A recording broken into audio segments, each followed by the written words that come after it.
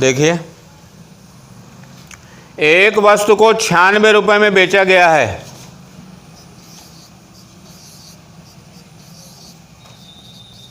एक वस्तु को 96 रुपये में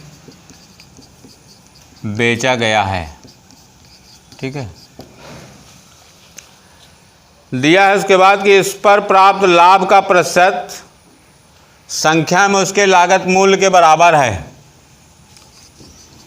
उस पर प्राप्त लाभ प्रतिशत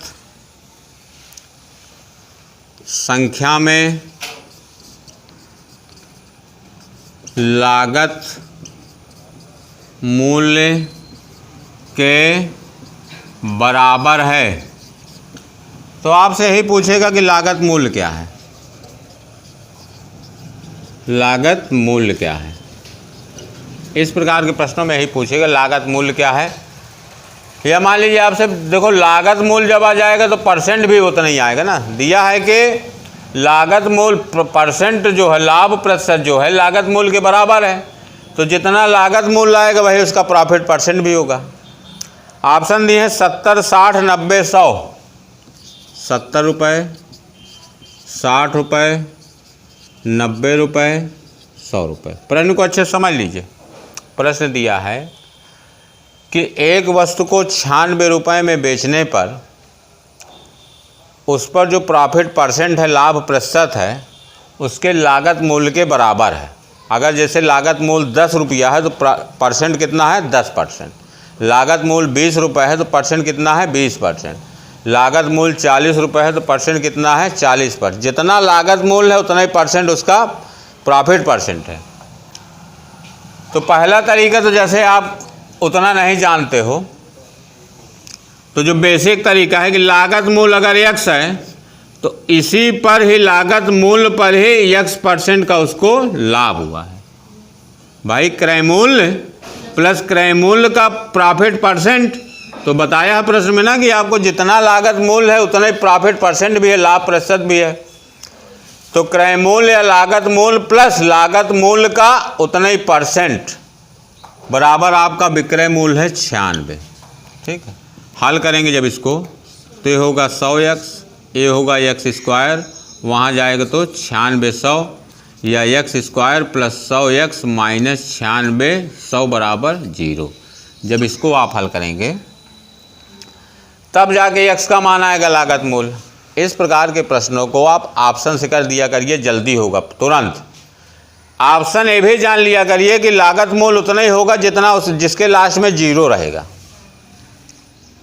ये भी जान लीजिए। मान लीजिए यहाँ पे सब दिया है 0। देखो अगर 70 रुपये लागत मूल्य है तो 70 का 70% होगा लाभ। दोनों 0 काटोगे, 7 7 49, 70 ये था, 49 जोड़ोगे तो 7 4 11 119 रुपये विक्रय मूल्य आना चाहिए। लेकिन विक्रय मूल्य कितना दिया है, 96, ये नहीं, ठीक है। 60 रुपये अगर रहा तो 60 का 60% है, 6 छंग 36 और 60 कितना हो गया, 96। इसका मतलब क्या है, लागत मूल्य कितना था, 60 रुपये। समझ में की बात ना। प्रश्न को अच्छे समझ लीजिए। जैसे मान लो 90 रुपये लागत मूल्य होता तो 90 प्लस 90 का 90%, जितना लागत मूल्य है उतना ही लाभ प्रतिशत है। 0 0 90 और 9 9 81, 9 8 17, 171 रुपये विक्रय मूल्य हो जाता। अगर 100 रुपये लागत मूल्य होता तो 100 प्लस 100 का 100%, 100 कितना हो गया, 200 आ जाता। समझे ना। चलें एक आध प्रश्न और बताएं हम आपको तो और क्लियर हो जाएगी। देखिए इसको आप अभी यहाँ पे द्विघात समीकरण गुणनखंड करके करते कि भाई गुणा करने पे 96 100 आना चाहिए और घटाने पे कितना मिले, 100। भाई गुणा करने पे 96 100 मिले और घटाने पे कितना मिले, 100। तो 160 और 60, जैसे मान लीजिए आप इसी को हल करते तो ये तो हमने बताया कि ये थोड़ा कठिन तरीका हो जाता है।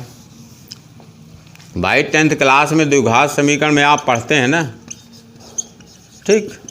गुणा करने पे 9600, घटाने पे क्या मिलना चाहिए 100, तो क्या हो जाएगा 160x माइनस 60x।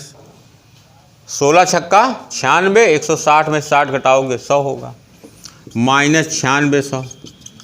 यहाँ से x कामन लोगे तो बचेगा x प्लस 160, यहाँ से माइनस 60 कामन लोगे तो वही बचेगा x प्लस 160 बराबर 0। अब x प्लस 160 जब कामन लोगे तो बचेगा x माइनस 60 बराबर 0। ये तो निगेटिव आएगा, x माइनस 60 बराबर 0, तो x बराबर क्या आ गया 60। इतना जब खुराफात करेंगे तब आपका आंसर आएगा।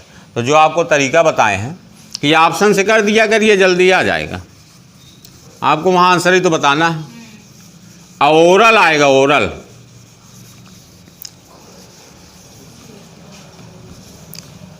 जैसे देखो दूसरा प्रश्न क्या दिया है कि एक वस्तु को 144 रुपये में बेचने पर एक व्यक्ति को जो लाभ होता है, एक वस्तु को 144 रुपये में बेचने पर एक व्यक्ति को जो लाभ होता है,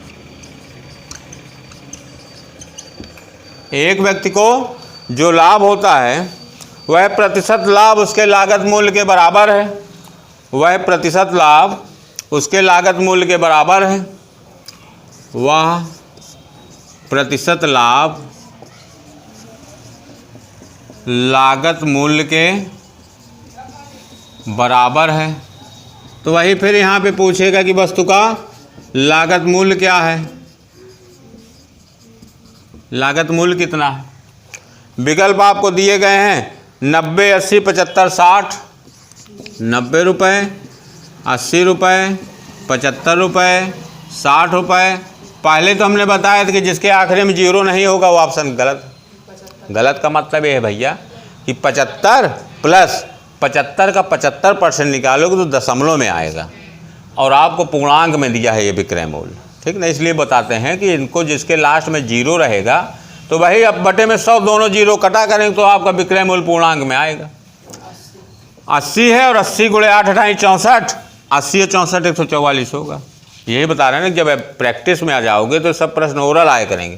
पहला जब चेक करोगे तो 90 और 90 का 90%, तो 90 में 9 9 81 जोड़ोगे 9 8 17, 171 रुपये में बिकना था, लेकिन प्रश्न में क्या दिया है 144 में बिक रहा।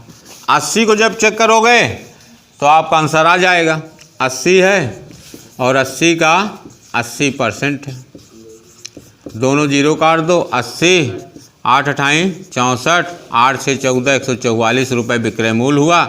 इसका मतलब उसका लागत क्या था 80 रुपये, ठीक है ना। अगला प्रश्न देखा, इसका तीसरा प्रश्न है कि एक वस्तु का विक्रय मूल्य 39 रुपये है, ठीक है। वस्तु पर लाभ प्रतिशत उसके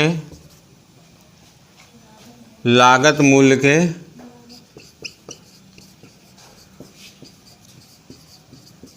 के बराबर है, ठीक है। तो आपसे यहाँ भी वही पूछेगा कि वस्तु का लागत मूल्य कितनी है, ठीक। विकल्प आपको दिए गए हैं 35, 37, 25, 30। 35, 37, 25 रुपये और 30 रुपये, ठीक है। हमने तो आपको सबसे पहले ही बताया था कि जो भी लागत मूल्य रहेगी, अगर विक्रय मूल्य आपका पूर्णांक में इंटीजर है तो क्रय मूल्य भी आपका पूर्णांक में होगा जिसके लास्ट में 0 होगा।